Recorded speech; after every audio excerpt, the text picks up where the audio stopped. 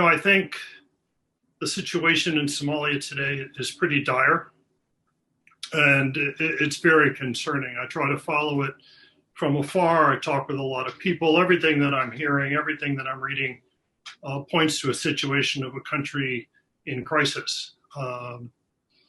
The electoral process is stuck. There is no consensus on a legitimate way forward. Internally, the divisions between the federal level and some of the member states are, again, in crisis. I think the international arena has been, in a sense, played to FARMAJO's advantage, but not to Somalia's. I think this panel was supposed to cover the regional issues. I'll go into that a little bit more, and they do align in a way. I think one of the central problems of President FARMAJO's administration has been his desire to have the much greater hand relative to the federal member states, and his unwillingness to consult with them, negotiate with them, and compromise with them. He has sought rather to control and undermine them, which has left the country over the last 3.5 years unable to address major issues successfully.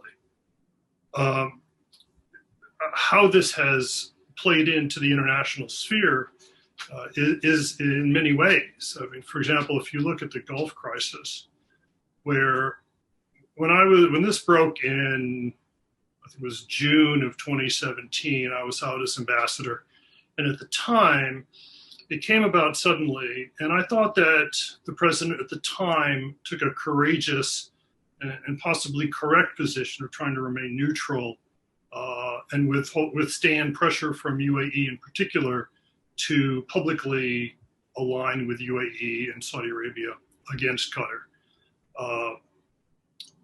Over time, what's happened is that they've become completely aligned, if not dependent upon Qatar, for reportedly large amounts of money coming in unaccountable, used to support the president and his administration.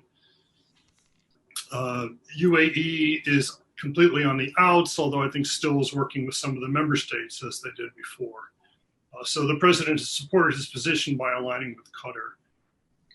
Conveniently, Turkey has had a longstanding, I think, positive relationship with Somalia, but underscoring Turkey's approach to Somalia has been to boost the federal government, irrespective of who is president. It's more of a philosophical position rather than a personal one, which I think it might be with Qatar.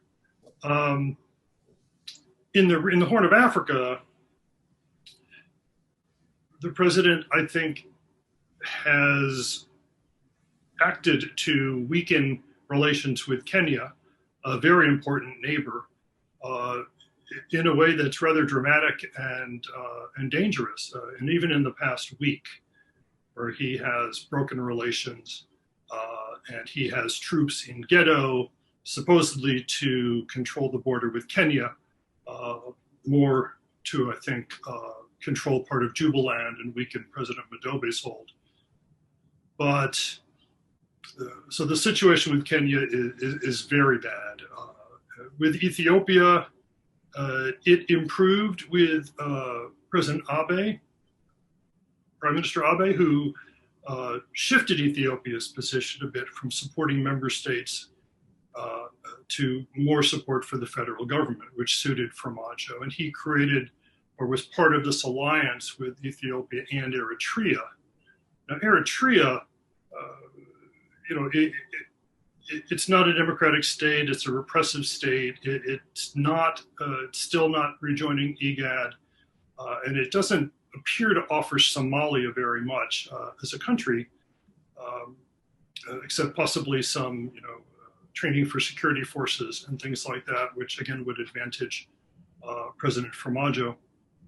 And unfortunately, by having these closer relations with Eritrea, he has overlooked, and to some extent maybe disrespected, Djibouti, a longstanding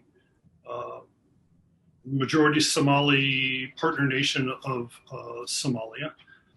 And that one's a bit hard to understand. So in all of these cases, he has aligned the country's international relations to support his position and the federal government.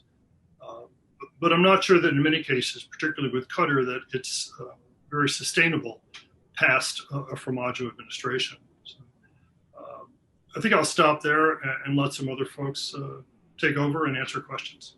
Thanks.